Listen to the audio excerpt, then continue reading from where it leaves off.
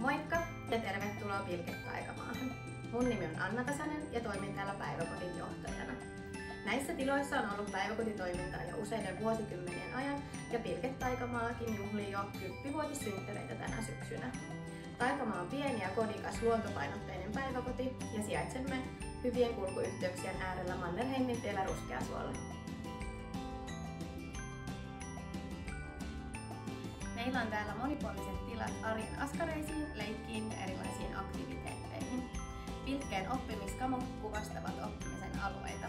Olemme myös kehittäneet yhdessä lasten kanssa innostavia leikkiympäristöjä heidän kiinnostuksen kohteistaan. Taikamaassa on yhteensä tilaa noin 60 lapselle. Tällä hetkellä toimimme 4 ryhmässä, joista 2 on alle 3-vuotiaille ja 2 yli 3-vuotiaille.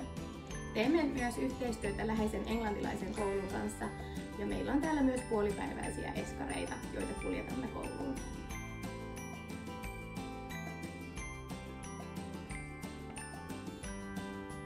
Meillä Taikamaassa on innokas ja sitoutunut työyhteisö, joka on aina valmiina kokeilemaan uutta ja kehittämään toimintaamme. Taikamaan hyvä päivä koostuu kohtaamisista perheiden kanssa, mukavista arjen askareista ja toiminnoista lasten kanssa sekä yhteen hiileen puhaltamisesta työyhteisössä. Taikamaassa on aloitettu uusi luontopainotus viime syksynä. Luontopainotteisessa varhaiskasvatuksessa ulkoilemme paljon säällä kuin säällä.